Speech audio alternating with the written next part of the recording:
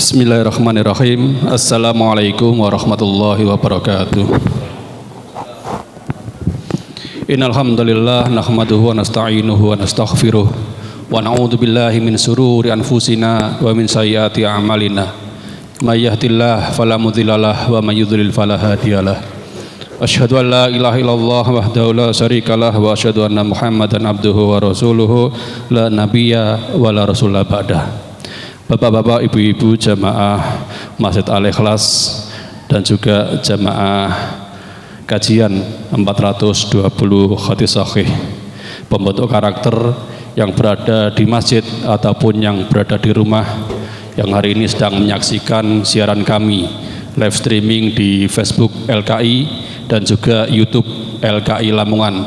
Mudah-mudahan Allah Subhanahu wa taala selalu memberikan kepada kita semua kesehatan, kelapangan rezeki dan juga keistiqomahan dalam menuntut ilmu. Pada malam hari ini kita bersama Ustaz Dr. Muhammad Hambal Sofyan LC/MPDI akan melanjutkan kajian kitab 420 hadis sahih di halaman 46.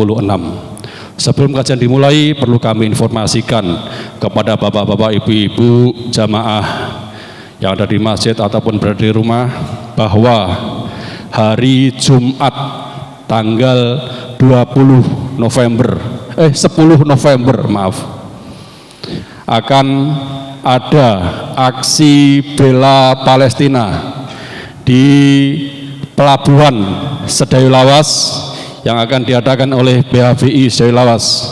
Maka dari itu lewat siaran ini monggo bapak-bapak, ibu-ibu siapkan fisik, siapkan mental ya, karena semangat yang kuat. Kalau fisiknya nggak kuat, insya Allah juga nggak akan hadir.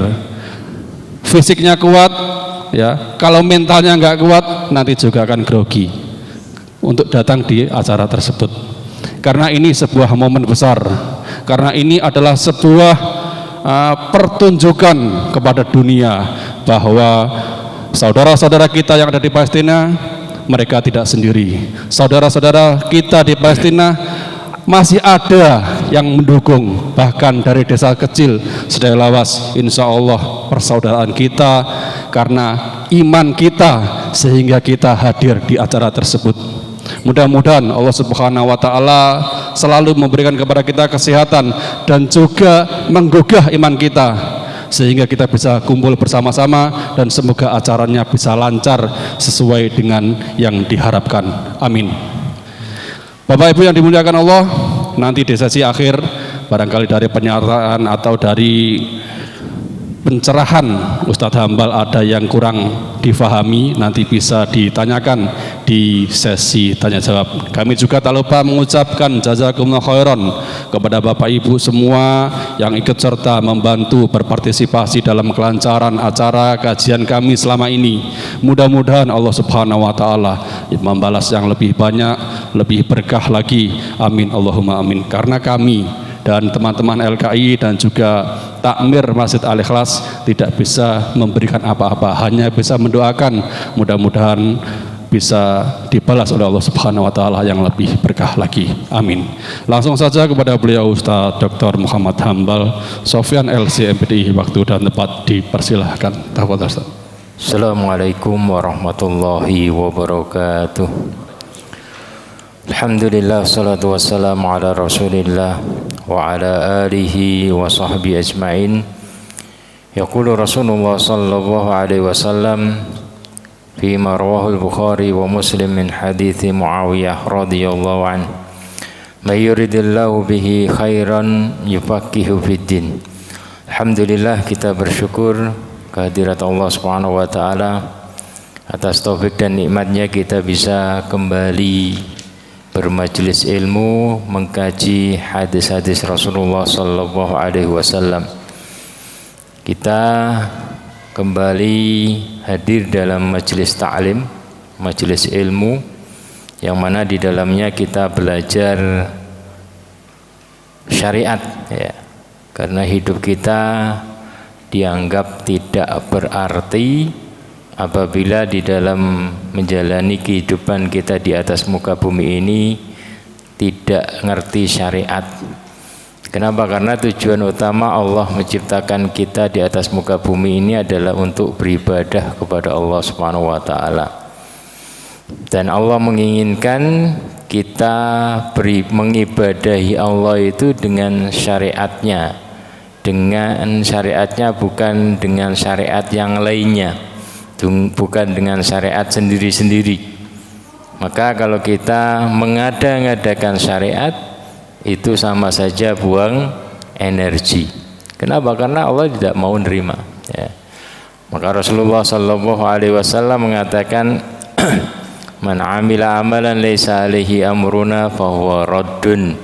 Barang siapa yang mengerjakan suatu amalan tidak ada perintahnya dari kami, maka itu tertolak, ya.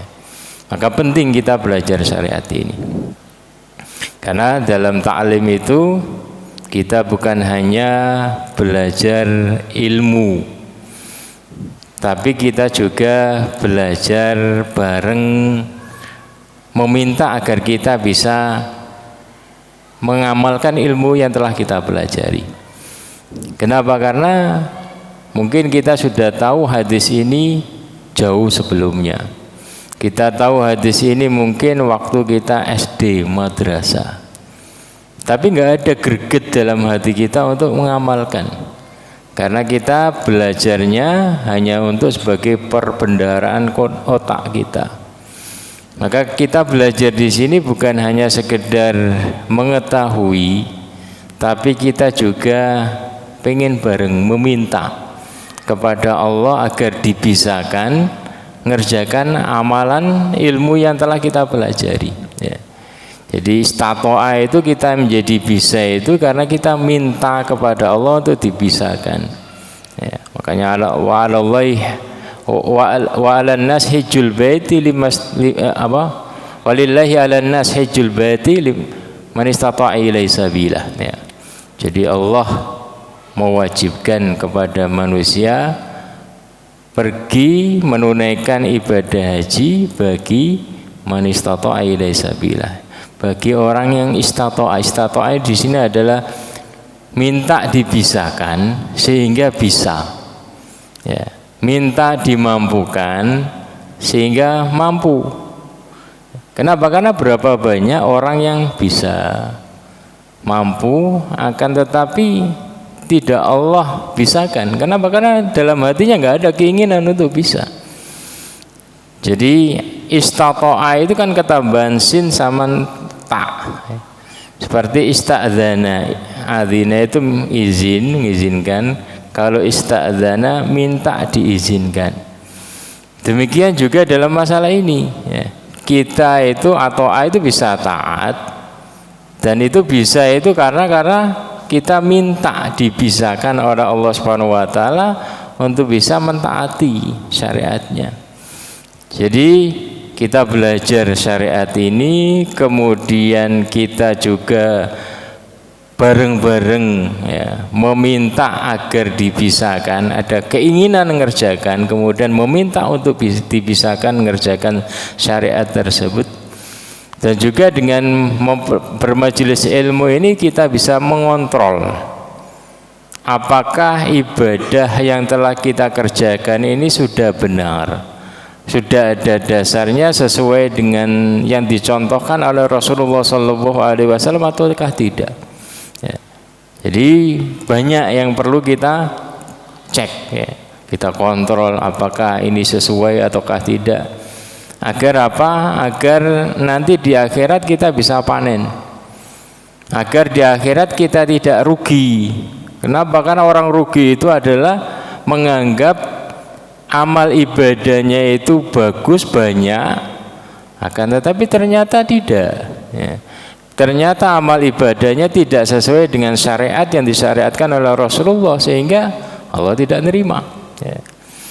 Jadi dalam bermajelis ilmu ini tadi kita harus ada rasa tadi itu. Rasa ini penting. Dan bermajelis ilmu sambil menjalani hidup yang hakiki seperti ini, itu lebih nikmat. Ya. Kenapa? Karena kita bisa kerja untuk dunia kita, menata keluarga kita, kemudian ada waktu untuk ngecas, ada waktu untuk taklim, belajar mana bagian-bagian yang belum kita ketahui, mana bagian-bagian yang belum kita amalkan. Itu lebih nikmat daripada hanya sekedar belajar mungkin full 2 tahun 3 tahun tanpa menjalani kehidupan yang hakiki seperti ini, kadang lupa. Tapi kalau seperti ini kan kita bisa langsung praktek ya. Kita sambil kerja mempraktekkan kemudian belajar lagi, mempraktekkan lagi, itu lebih puas ya. Seperti cara minum ya. Kayak Rasulullah SAW minum itu 3 kali tegukan ya. Artinya minum kemudian berhenti sejenak, minum lagi, bernafas lagi. Itu lebih memuaskan, mengenyangkan. Demikian juga dalam thalabul ilmu seperti ini, sambil mempraktekkan, kemudian belajar lagi, praktek lagi, belajar lagi, terus sampai akhir, sehingga semoga kita bisa husnul khotimah semua. Amin ya rabbal alamin. Jadi demikian bahwa bagian dari menetapi sunnah itu adalah termasuk adalah kita selalu ngecek ya.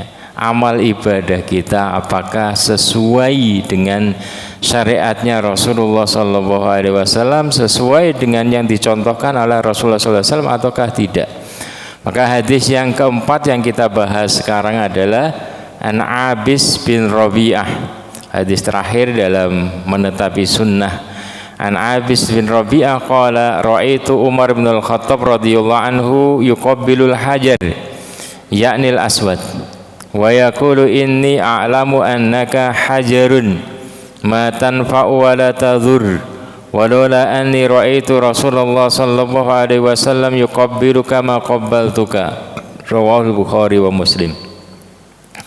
Dari Abis bin Rabi'ah radhiyallahu anhu yang menuturkan, aku melihat Umar bin Al-Khattab radhiyallahu anhu yuqabbil ya, dia mencium Hajar Aswad. Jadi Hajar Aswad ini adalah berada di pojokan Ka'bah ya. Karena Ka'bah ini kan 4 persegi, kubus itu di pojokan setelah rukun Yamani ya. Jadi rukun Yamani itu di arah selatan, di pojok selatan, mengarah ke selatan. Karena Yaman itu berada di bagian, di peta itu bagian bawah, kalau atas kan utara, kalau ini bagian bawah berarti selatan. Sedangkan setelah itu pojoknya adalah pojok Hajar Aswad, itu mengarah ke arah timur. Jadi selatan kemudian ke timur. Setelah itu ada pintu Ka'bah, kemudian pojok yang ada Hijr Ismail melengkung itu berarti arah ke utara ya. Jadi arah ke Syam. Jadi pojok Hajar Aswad itu patokannya adalah di arah timur ya. Jadi ketika Umar bin Khattab mencium Hajar Aswad, jadi Umar ini adalah orang yang kritis, pikirannya itu adalah visioner, jauh ke depan ya. Sehingga banyak ijtihad beliau yang sangat bermanfaat bagi umat Islam setelahnya. Jadi ketika beliau mencium Hajar Aswad, beliau mengatakan untuk membedakan apa yang dia kerjakan ini betul-betul berbeda dengan yang dikerjakan oleh orang-orang musyrik. Orang musyrik itu menyembah berhala karena menganggap itu adalah berkahi, bisa mendatangkan manfaat dan madharat. Tapi kalau umat Islam itu tetap menyembah Allah. Yang bisa mendatangkan manfaat dan madharat itu adalah Allah Subhanahu wa taala. Ketika kita ngerjakan sesuatu itu adalah kita kaitkan ya, bahwa amalan ini adalah kita kerjakan karena perintah Allah Subhanahu wa taala. Kita melakukan itu mengharapkan keberkahannya dari Allah karena kita taat syariat ya. Kita mohon perlindungan dari madhar langsung kepada Allah Subhanahu wa taala. Jadi kita melakukan sesuatu itu dalam bentuk amal soleh sebagai sebuah wasilah, ya. Wa yaqulu inni a'lam. Jadi Umar sambil mencium itu kemudian dia katakan, aku tahu, sesungguhnya aku tahu, aku yakin bahwasanya engkau ini adalah hajarun, batu biasa, ya. Ma tanfa' wala tadur, tidak bisa mendatangkan manfaat dan tidak bisa mendatangkan madarat, bahaya. Meskipun Hajar Aswad ini merupakan batu surga yang dulunya warnanya putih. Dalam riwayat itu dulunya ketika turun itu warna putih, tapi karena dosa-dosa manusia dia bisa menghitam, ya. Ini hajarun, innaka annaka hajar, ini a'lamu annaka hajarun ma tanfa wala tadur, ya. Aku yakin betul, aku tahu bahwasanya engkau ini adalah batu biasa meskipun engkau adalah batu dari langit. Jadi karena yang mendatangkan manfaat madarat, jadi hadis-hadis yang atau riwayat-riwayat yang menjelaskan bahwa siapa yang begini dan begini dia akan mendapatkan manfaat begini dan begini, itu dhaif semua. Bahwasanya Hajar Aswad bisa mendatangkan begini-begini sehingga orang berebut untuk menciumnya, nah itu hadis-hadisnya lemah. Yang benar itu adalah dia bersaksi saja, bersaksi siapa yang menciumnya, siapa yang melambaikan tangannya, siapa yang ini. Artinya siapa yang mengerjakan tawaf di situ dia akan bersaksi, ya. Kalau dia batunya sendiri bisa mendatangkan manfaat dan madarat di dunia, itu enggak ada dasarnya, ya. Makanya Umar memastikan agar tidak dianggap sama dengan orang-orang musyrik, yaitu mengkeramatkan suatu benda. Maka dia katakan, aku tahu engkau ini adalah batu biasa meskipun engkau adalah dari langit, ya, dari surga. Walaula anni ra'aitu Rasulullah sallallahu alaihi wasallam yuqabbiluka ma qabbaltuka. Kalau seandainya aku tidak melihat Rasulullah sallallahu alaihi wasallam menciummu, maka aku tidak akan menciummu. Jadi segala sesuatu itu disandarkan kepada syariat, ya. Jadi yang dari surga kan mata air, kalau mata air kan Zam-Zam, ya. Kita mencari keberkahannya kan karena Rasulullah menjanjikan seperti itu. Jadi segala sesuatu harus disandarkan pada dalil. Kalau Zam-Zam Rasulullah mengatakan ma'u Zam-Zam lima syuribalah, air Zam-Zam itu adalah sesuai dengan tujuan diminum, tujuan dipakai. Kalau tujuan dia minum itu pingin pinter, insyaallah Allah kabulkan. Pengen sehat, Allah kabulkan, ya. Jadi kalau di air Zam-Zam ada dalilnya seperti itu, sehingga kita berharap, ya, ini adalah air barokah, ya. Berbeda dengan Berbeda dengan Hajar Aswad. Hanya Rasulullah SAW melakukan itu saja, beliau mencium, ya kita praktek seperti itu, ya. Kita tidak mengambil tadi barokah minta ke Hajar Aswadnya, bukan itu. Tapi kita kok mencium, ya karena Rasulullah memerintahkan seperti itu. Berharap kita ini kita menetapi sunnah beliau, perintah beliau, contoh beliau. Dari situ kita mengharapkan keberkahan dari amalannya ini. Kita yang pengen cari keberkahannya dari situ karena taat kepada Rasulullah Sallallahu Alaihi Wasallam. Rawahul Bukhari Muslim. Di sini diriwayatkan oleh Imam Bukhari dan Muslim, ya. Apa hubungannya dengan bab menetapi sunnah hadis ini? Jadi dalam menetapi sunnah itu adalah kita mengerjakan apa yang dikerjakan oleh Rasulullah. Kita meninggalkan apa yang ditinggalkan oleh Rasulullah SAW. Meskipun terkadang apa yang dikerjakan oleh beliau kita belum memahami hikmahnya, manfaatnya apa secara duniawi ini. Yang penting Rasulullah mengerjakan, sudah kita kerjakan. Dan Memang sebagaimana dikatakan oleh Ibnul Qayyim Al-Jauziyah, segala perintah itu pasti mendatang karena manfaat maslahat dan mendatangkan maslahat, dan segala larangan itu pasti karena ada madharatnya atau mendatangkan madharat. Itu kita yakini. Tapi terkadang kita tidak bisa mengetahui pada saat tersebut, pada masa kita nggak ngerti, tapi mungkin setelahnya baru diketahui. Ya, seperti tentang larangan makan daging babi. Pada zaman Rasulullah nggak diketahui hikmahnya apa, tapi para sahabat sudah meninggalkan. Baru diketahui setelah beberapa tahun berkembang ilmu pengetahuan, baru kemudian ada penelitian ternyata begini dan begini dan begini. Ya, jadi banyak amalan yang seperti itu dan banyak larangan juga yang seperti itu.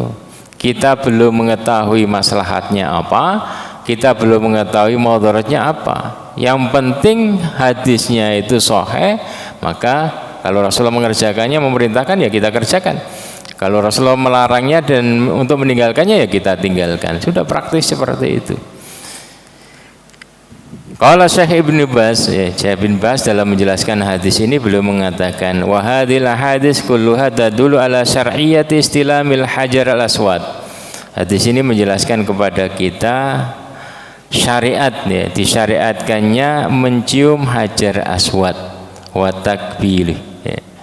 Wa takbilahu idza tayassara dzalik, mencium, ya, menyentuh hajar aswad dan menciumnya kalau mudah, ya. Kalau kita mudah, karena kalau zaman Rasulullah kan orangnya masih sedikit sehingga mudah. Kalau sekarang itu orangnya banyak, rebutan dan susah, ya, maka jangan dipaksakan, karena hukumnya tidak wajib, hukumnya hanya sunnah, ya. Kalau paksakan untuk cari selanya, ya terserah, tapi jangan sampai kemudian nanti berujung ada madharat, mungkin terinjak dan yang lainnya, itu sudah kelewat berlebihan, ya. Karena beliau saat kosong beliau nyentuh dan mencium, tapi ketika penuh maka beliau dari jauh, ya. Fa innahu yatasallamuhu biyadihil yumna wa yuqabbiluh, karena Rasulullah SAW ketika tawaf, ya, awal tawaf beliau menyentuh hajar aswad dengan tangan kanannya dan menciumnya, ya. Jadi pertama beliau menciumnya, yang kedua nyentuh pakai tangan kemudian menciumnya. Fa idza lam yatayassar istalamahu biyadihi, ya.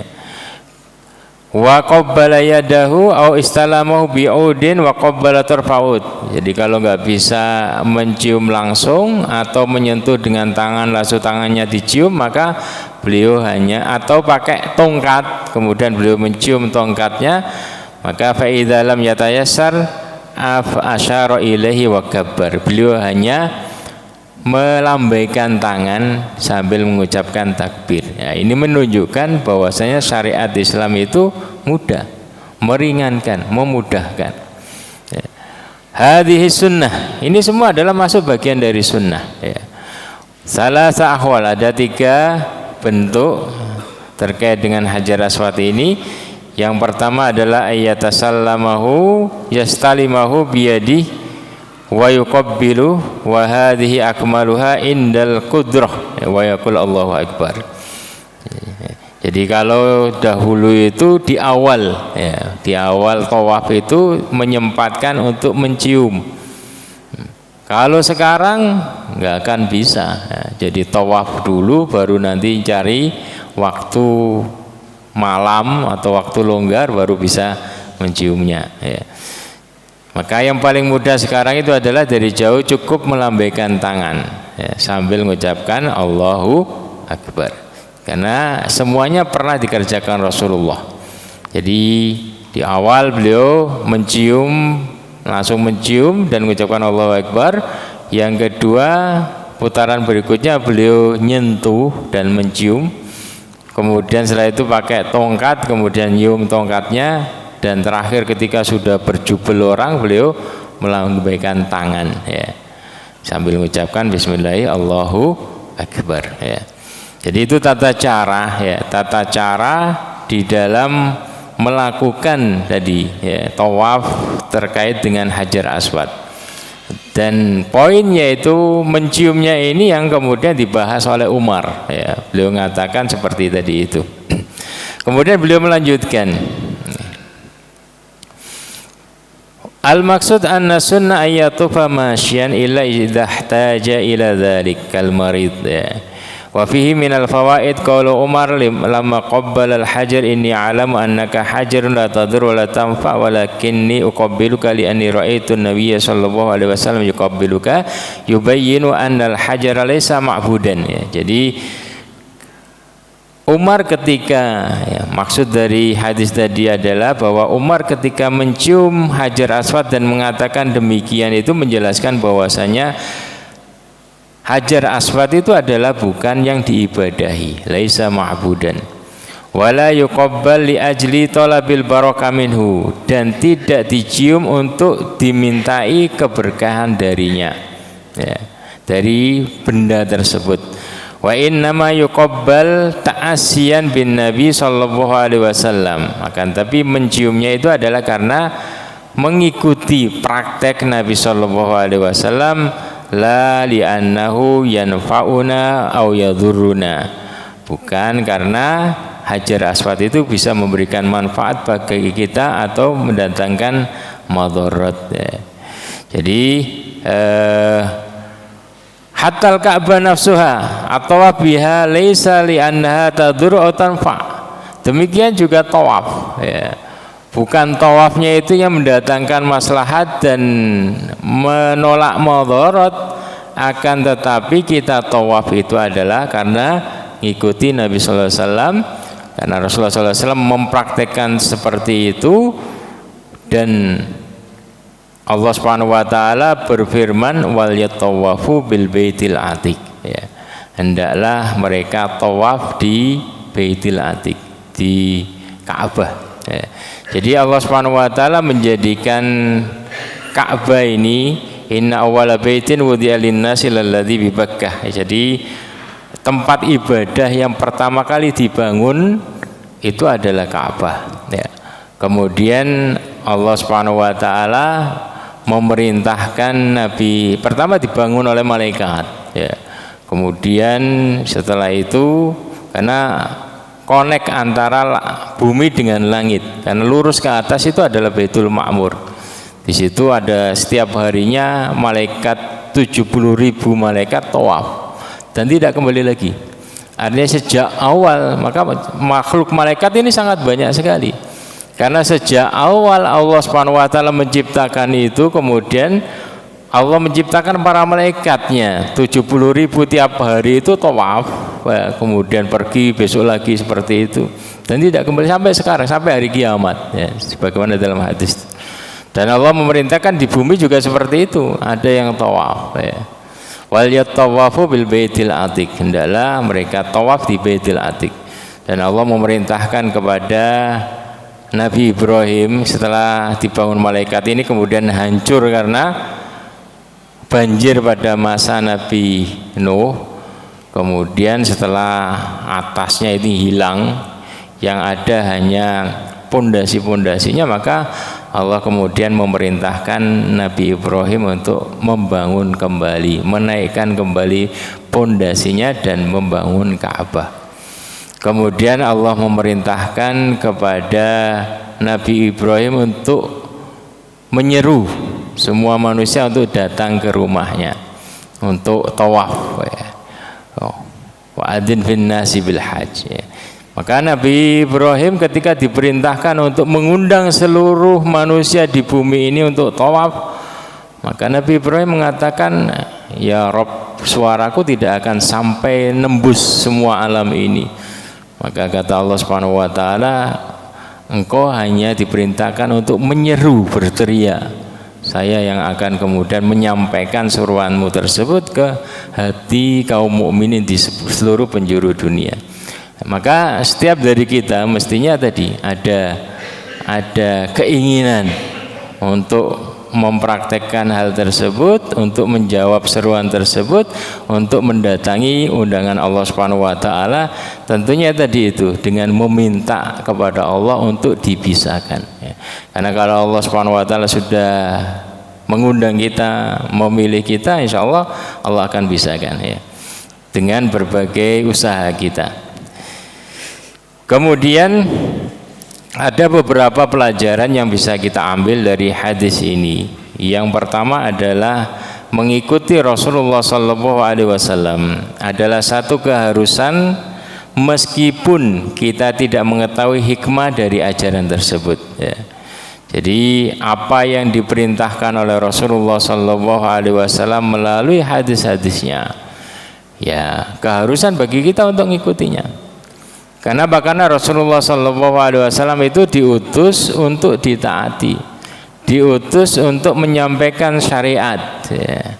Maka ketika kita membaca hadis tentang sesuatu yang dikerjakan atau sesuatu yang diperintahkan oleh Rasulullah SAW, maka ada keharusan ya, untuk ada keinginan dalam hati kita untuk mengikuti, mengamalkannya ya. Sebagaimana firman Allah Subhanahu wa taala, laqad kana lakum fi rasulillahi uswatun hasanatun liman kana yarjullaha wal yawmal akhir wa dzakarallaha katsira ya. Karena Rasulullah SAW diutus untuk menjadi teladan yang terbaik ya, bagi siapa yang beriman kepada Allah, mengharapkan Allah dan hari akhir, dan banyak berzikir kepada Allah Subhanahu wa taala. Artinya apa? Artinya ini adalah kekuatan. Maksudnya kita akan bisa mengikuti, ada keinginan mengikuti Rasulullah SAW kalau kita banyak ingat Allah Subhanahu wa taala. Yang kedua, kita mengharap berjumpa dengan Allah dengan perjumpaan yang baik ya. Kenapa? Karena kalau kita menginginkan hasil yang baik, maka kita akan belajar bagaimana cara mendapatkan hasil yang baik tersebut, yaitu dengan mengikuti contoh Rasulullah SAW wal yaumal akhir, bagi mereka yang betul-betul yakin kepada hari akhirat. Kenapa? Karena yaitu totalan, hari akhir ini hari totalan ya.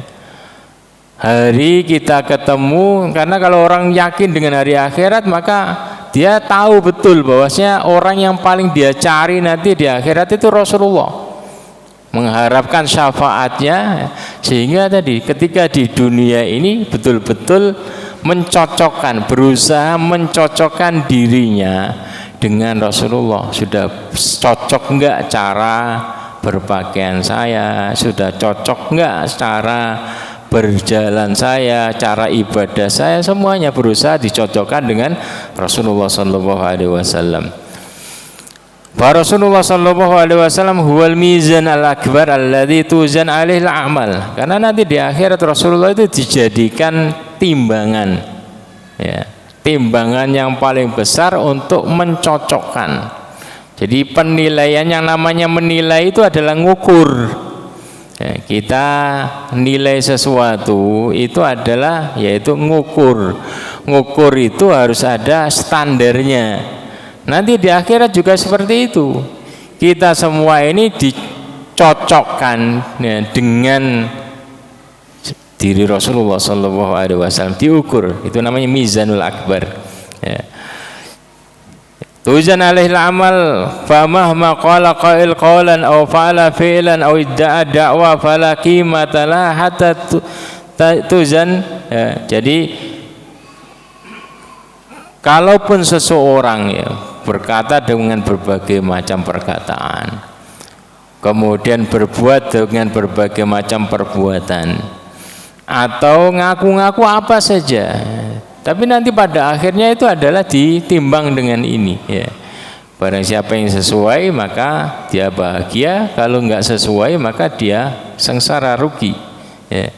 Maka faya sa'ada man ata'ahu, maka bergembiralah bagi orang yang taat kepada Rasulullah SAW, wattaba'u, dan mengikuti syariatnya, contohnya, wa ya hizza wa nadama min man khalafa amrahu wasah ya.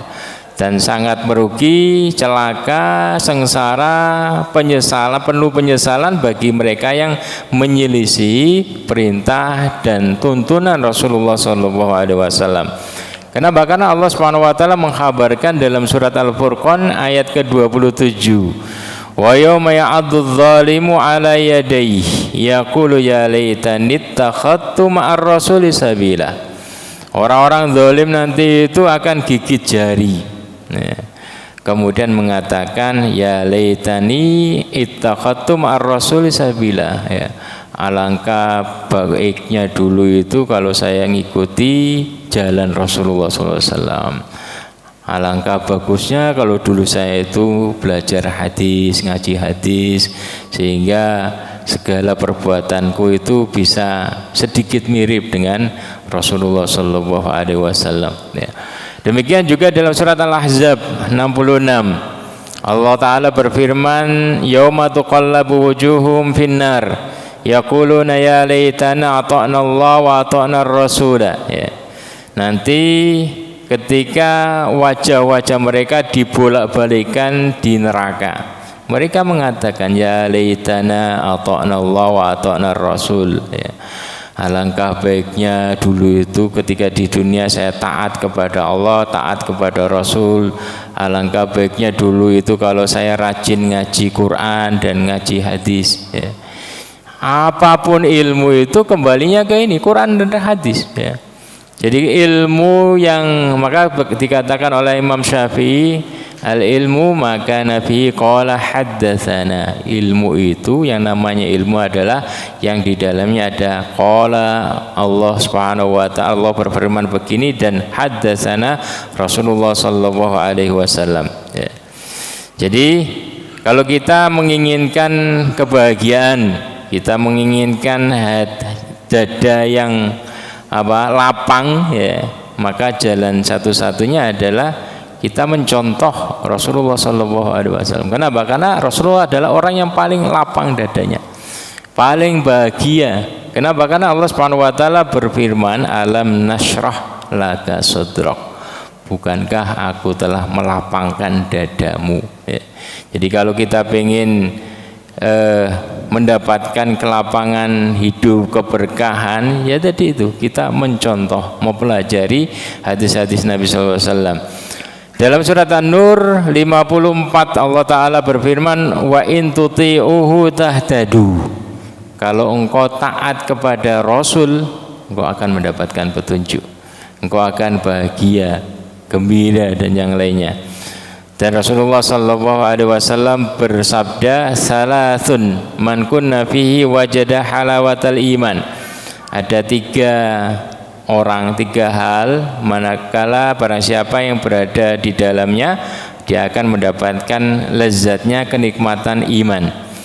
Yang pertama adalah ayyakunallah wa rasuluhu ahabba ilaihi mimma siwahuma. Ya. Menjadikan Allah dan Rasulnya itu paling dicintai daripada selain keduanya. Artinya hidup kita ini akan bahagia kalau kita cinta Allah dan cinta Rasulnya. Dan tentunya sebagaimana kita jelaskan dahulu, kata cinta ini adalah kata yang kita pahami, ya. Kata yang ada tanda-tandanya, kata yang ada konsekuensinya, ya. Jadi Rasulullah SAW ini adalah orang yang dicintai semua makhluk, ya. Bahkan dicintai oleh benda mati. Jadi ketika Rasulullah SAW belum punya mimbar, maka beliau berkhutbah di dahan, salah satu dahan di depan masjid itu, ya, ada kayu itu melintang, beliau duduk di situ, ya. Maka ketika sudah jadi mimbarnya, ketika Rasulullah SAW berkhutbah di atas mimbar, tiba-tiba ada suara rintihan tangisan. Ternyata itu adalah berasal dari dahan kayu yang biasa beliau berkhutbah di atas kayu tersebut, ya. Nah, maka Rasulullah turun kemudian ngelus-ngelus, baru kemudian diam. Kemudian beliau lanjutkan khutbah di atas mimbar barunya tersebut. Maka Imam Hasan Al-Basri beliau mengomentari, ya ma'syarul muslimin, al-khasyabah tahin ila Rasulullah sallallahu alaihi wasallam syauqan ila liqa'i. Perhatikan wahai kaum muslimin, ini benda mati kayu ya. Kayu saja itu bisa menangis karena rindu kepada Rasulullah, rindu ketemu dengan Rasulullah. Fa antum ahaq antashtaku ilaihi. Maka kalian yang punya hati, kalian yang makhluk hidup itu tentunya lebih berhak untuk rindu kepada Rasulullah sallallahu alaihi wasallam sampai nangis. Jadi rindu yang benar itu adalah sampai kita bisa menangis, pengen ketemu dengan Rasulullah SAW, pengen, kalau sekarang sudah nggak ada ya pengen mendatangi kuburan beliau, sholat di Masjid Nabawi, memperbanyak sholawat di dalamnya. Itu kerinduan terbesar bagi kaum muslimin yang mestinya seperti itu. Silakan azan dulu.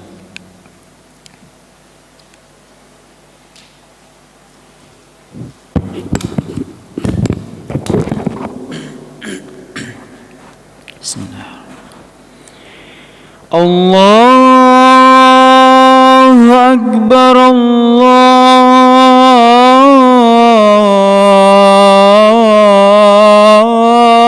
Akbar.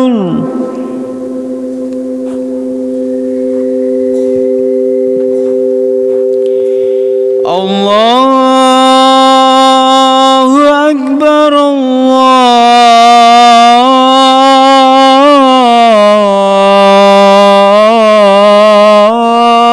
Akbar.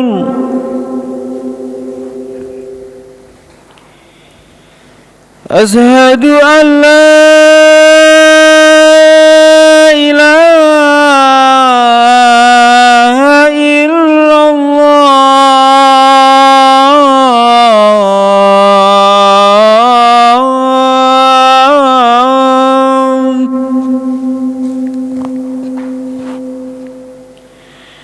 Asyhadu an la ilaha illallah.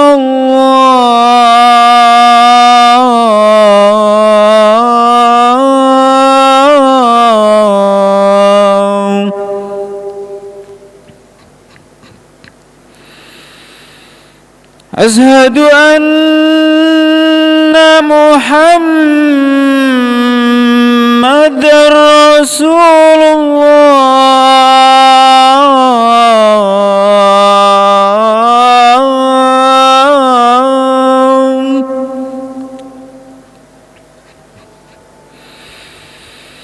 Asyhadu anna Muhammadar Rasulullah.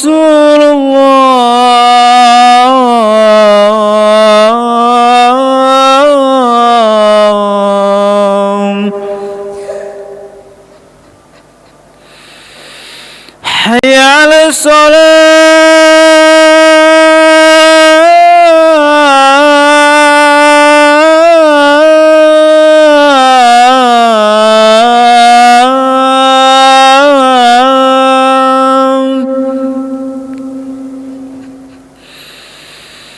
Hayya 'alas shalah.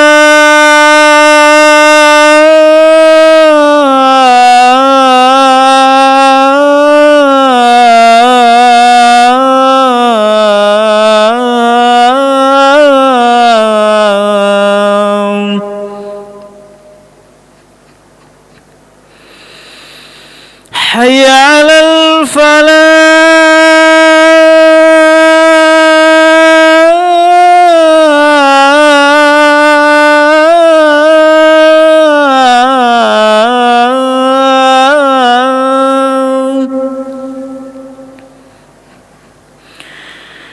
Hayya 'alal falah.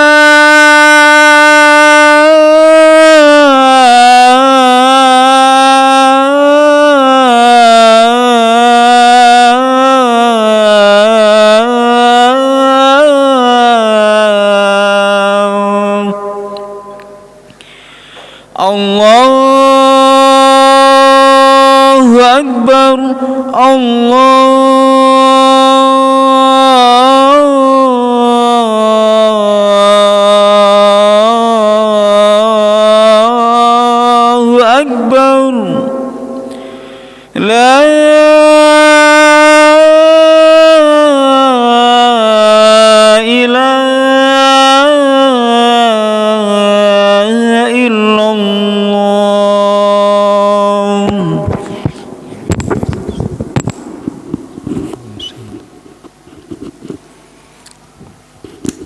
Ya, kita lanjutkan sebentar. Pelajaran yang kedua yang kita bisa peroleh dari hadis ini bahwa tata cara ibadah itu bersifat tauqifi,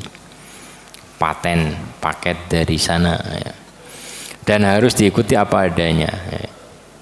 Jadi kalau Rasulullah SAW mencontohkan seperti ini ya kita ngikuti meskipun kita tidak paham hikmahnya ya. Kenapa? Karena kita ingin mendapatkan keberkahan dari amal tersebut ya.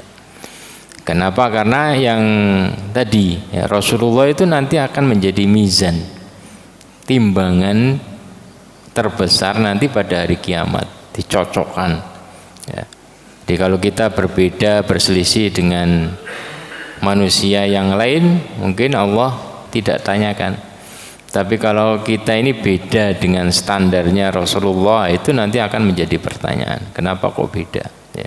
Apakah kamu tidak belajar hadis, panut, tidak belajar riwayat-riwayat tentang beliau ini?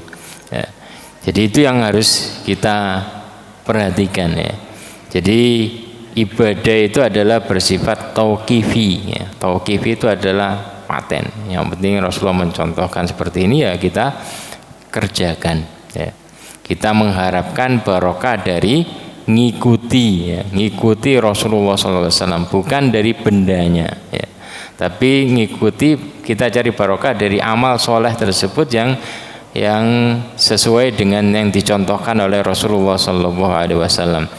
Maka Syekhul Islam beliau mengatakan inna dinal Islam mabniun ala aslain. Agama Islam itu dibangun di atas dua dasar, dua pondasi. Yang pertama adalah anta'budallah wahdahu la syarikat, yaitu pondasi engkau beribadah kepada Allah tidak menyekutukannya dengan sesuatu apapun.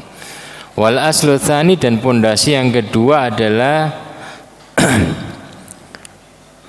ayyubat lima syara'ahu ala lisani rasulih, agar Allah itu diibadahi dengan syariat yang dijelaskan, yang dicontohkan oleh Rasulullah sallallahu alaihi wasallam. Wa hadanil aslani al-kabiran huma haqiqah. Jadi dua dasar pondasi ini merupakan konsekuensi dari syahadat alla ilaha illallah wa anna muhammadar rasulullah. Dua konsekuensi tersebut, kita beribadah kepada Allah dan kita beribadah dengan syariat yang dibawa oleh Rasulullah sallallahu alaihi wasallam. Kemudian para sahabat itu betul-betul menerapkan seperti ini, betul-betul tauqifi, betul-betul menerapkan secara persis ya, apa yang dikerjakan Rasulullah sallallahu alaihi wasallam, dan merasa sangat takut kalau berbeda atau dimarahi oleh Rasulullah SAW. Seperti dalam riwayat ya, dalam sebuah riwayat bahwa Rasulullah SAW, Ibnu Abbas menuturkan, anna Nabiya SAW ra'a khataman min dhahabin fi yadi rajulin. Jadi Rasulullah SAW ini juga sering ngontrol para sahabatnya sesuai dengan petunjuknya ataukah tidak. Maka ketika Rasulullah SAW melihat ada seorang sahabat itu memakai cincin yang terbuat dari emas, maka beliau langsung banazah ya. Beliau langsung mencabut cincin tersebut lalu melemparkannya. Dan beliau bersabda, ayamadu ahadukum ila jamrah min narin fayaj'aluha fi yadi. Ya. Kok ada orang di antara sahabatku kok nyari api kemudian ditaruh di tangannya itu ya.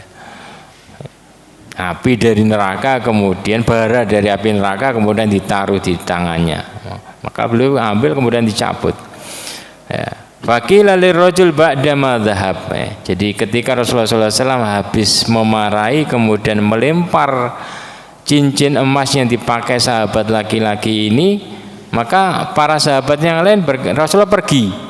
Kemudian para sahabat itu berkata kepada orang ini, ya, khud khatamaka fantafi bih. Ya. Itu ambil cincin yang dibuang Rasulullah tadi. Cincinmu ambil, kemudian kamu jual, bisa kamu manfaatkan itu.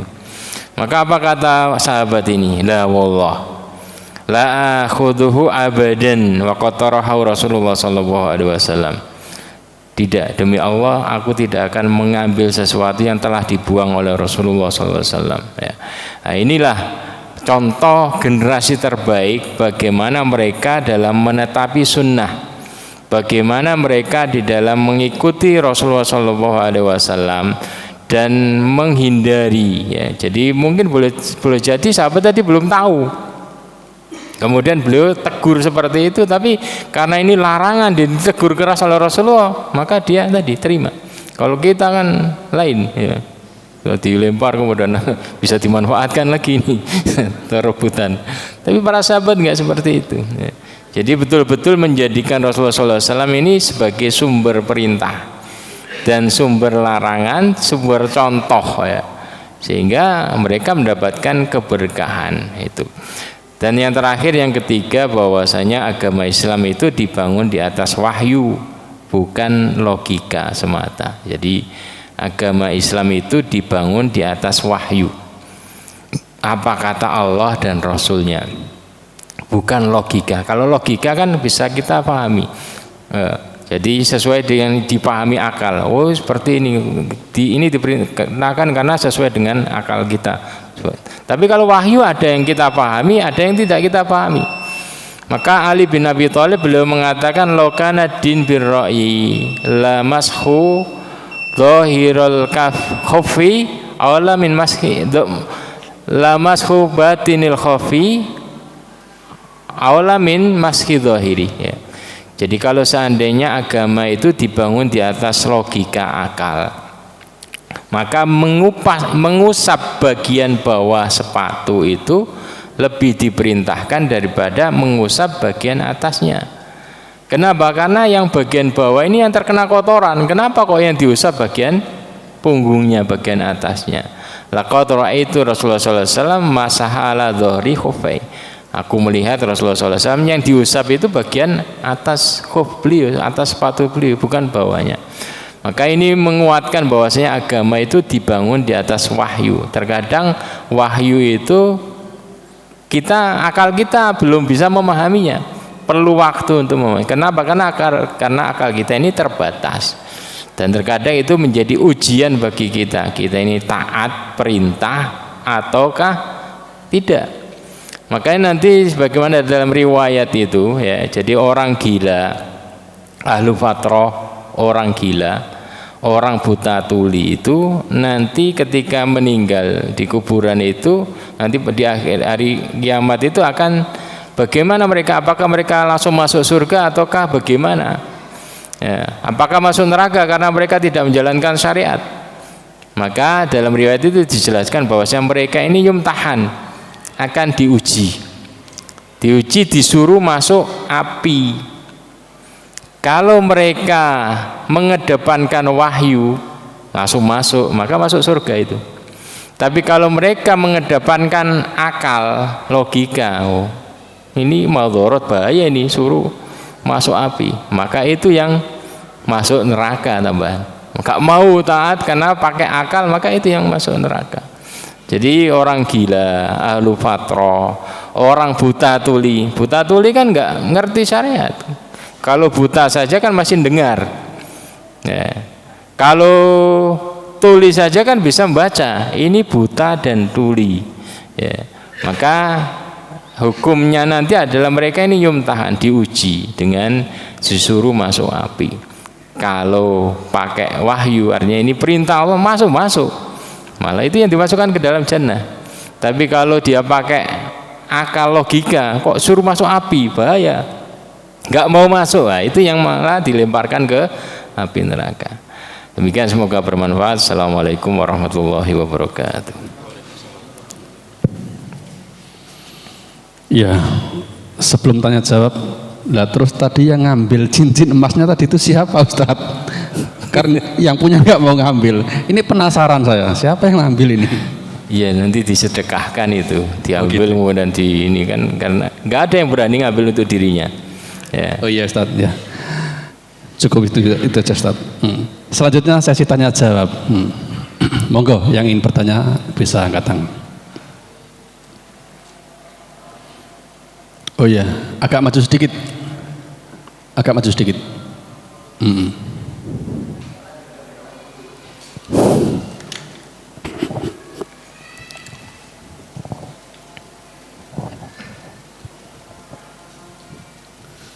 Jazakallah khairan Ustaz atas waktunya. Assalamualaikum warahmatullahi wabarakatuh. Waalaikumsalam warahmatullahi wabarakatuh.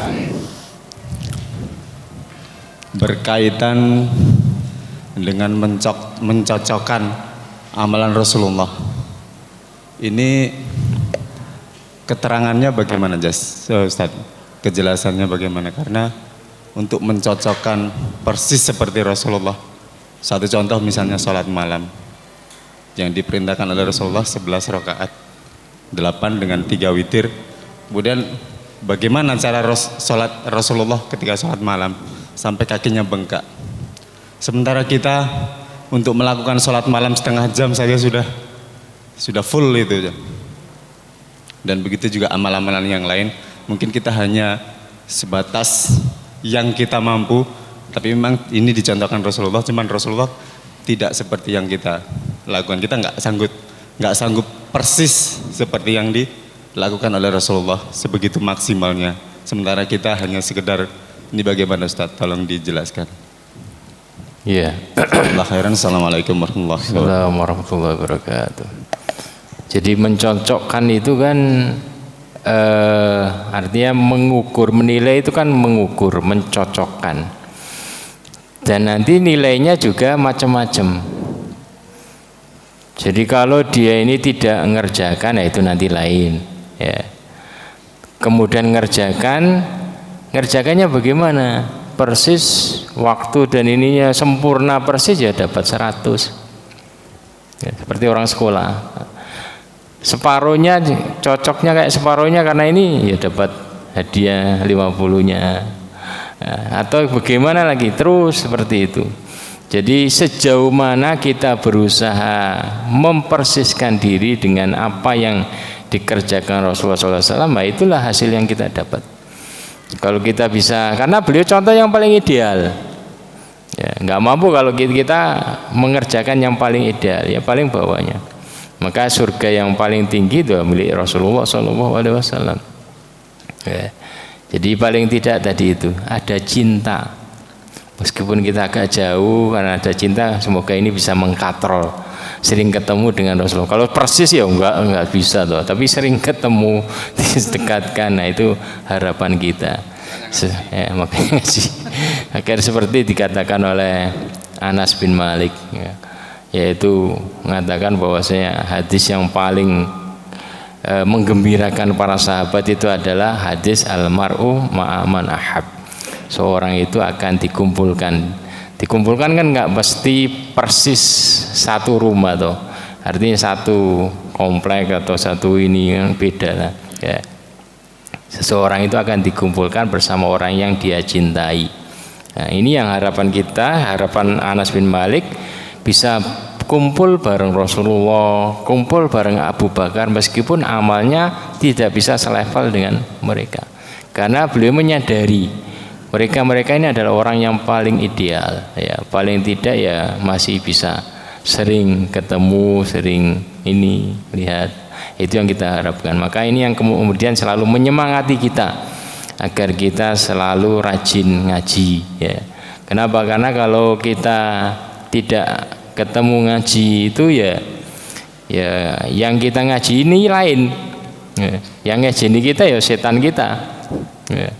Kalau yang seperti ini kan kita baca bareng hadis Rasulullah, kemudian sehingga ada semangat untuk niru. Karena apa? Karena manusia itu ada tabiat itu, tabiat ada semangat niru. Kalau melihat sesuatu semangat pengen niru seperti itu. Nah, itu yang kita manfaatkan dari diri kita. Tapi kalau kita menjauhkan diri di rumah kita, yang kita contoh ya istri kita, karena sering ketemu dengan istri kita ya selevel itu. Ya oke itu. Monggo, yang lainnya. Satu lagi.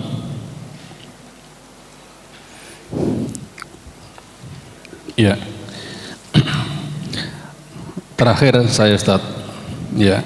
Saya melihat hadis ini cukup ya cukup unik lah dari segi ketika Umar bin Khattab ini menyimpulkan sebuah kesimpulan yang mungkin belum diterangkan oleh Rasulullah, yaitu bahwa menganggap Hajar Aswad, batu ini tidak bisa mempunyai manfaat, tidak bisa mendatangkan madharat. Nah, bagaimana reaksi Rasulullah SAW ketika seandainya mendengar atau mungkin sudah mendengar ucapan daripada Umar bin Khattab ini, Ustaz? Ya, jadi itu masa-masa setelahnya. Ya, masa-masa setelahnya ketika ini, makanya tabi'in itu kan ngatakan, ngelihat Umar mengerjakan kemudian dia ngatakan seperti ini, saya bolak-balik nyium kamu ini bukan karena saya cinta kamu, bukan karena mengharap keberkahan dari kamu, tapi karena saya mengikuti Rasulullah SAW. Ya, tapi ketika memang ada beda ya, jadi titik nol itu ya memang di situ, di Ka'bah itu. Jadi kalau ketika kita, makanya ketika tawaf itu nggak ada rasa capek, semakin dekat semakin tidak ada rasa capek itu. Dan ketika berebut nyium Hajar Aswad itu kan betul-betul bising loh, orang rebutan. Tapi ketika kita sudah masuk nyium itu hening seperti kita di alam lain, hening sekali, sangat hening sekali. Ya. Dan itu adalah ya terkadang ya tadi pilihan, kadang pilihan. Kadang rebut-rebutan kita, kalau Allah gak kehendak ya kita terlempar. Tapi kalau Allah sesuai dengan doa kita kemudian, maka ada saja jalan bisa masuk. Yang padahal orang besar-besar semua kita bisa tiba-tiba masuk di dalam kemudian mencium. Ya. Jadi memang suasananya sangat beda ketika kita bisa nyium dan tidak ya bisa dipraktekkan nanti. Ya, maksud saya begini, Ustaz. Siapa tahu dari apa itu yang dikerjakan Rasulullah mencium Hajar Aswad ini ada manfaatnya gitu loh. Cuman Umar bin Khattab ini belum mengetahui gitu. Tapi Umar bin Khattab sudah mendahului apa itu menyimpulkan hal seperti itu, atau mungkin Umar bin Khattab pada waktu itu sudah diterangkan oleh Rasulullah, Ustaz. Ya, jadi segala sesuatu itu harus disandarkan kepada riwayat yang sahih. Ada beberapa riwayat memang, tapi itu dhaif yang menjelaskan tentang manfaat-manfaat ya, tentang nyium Hajar Aswad. Tapi semuanya dhaif. Jadi sehingga kembali kepada inti syariat itu yang penting Rasulullah mengerjakan, mencontohkan beliau mencium. Maka Umar makanya tadi mengatakan, kamu ini batu seperti yang ya, untuk menjelaskan bahwa ini beda dengan orang-orang musyrik. Ya. Jadi kalau kita orang beriman itu sandarannya adalah tadi perintah. Kalau Rasul merintah sudah kita kerjakan. Kalau enggak ya selama itu enggak ada riwayat dari Rasulullah SAW yang sahih tentang faidahnya, tentang khusus Hajar Aswad ini, ya sudah enggak usah diharapkan yang itu. Yang penting kita ketika menciumnya ini kita ngambil tadi mengharap barokah dari praktek yang dipraktekkan amal soleh. Ini kan masih amal soleh ya, termasuk amal soleh. Kita mengharapkan dari barokahnya itu kita ngerjakan yang dicontohkan Rasulullah SAW. Ya. Cuman ya beda, namanya hajar dari surga itu kan beda. Ya, jazakumullah khairan, Ustaz.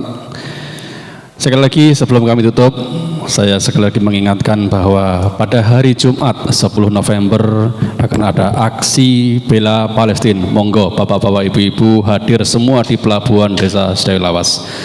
Sebelum saya akhiri, mohon maaf barangkali dari penyampaian ada yang kurang berkenan, mohon dimaafkan. Kita tutup dengan bacaan hamdalah dan doa kafaratul majelis. Alhamdulillahirabbil alamin. Subhanaka Allahumma wa bihamdika asyhadu an la ilaha illa anta astaghfiruka wa atubu ilaik. Wassalamualaikum warahmatullahi wabarakatuh.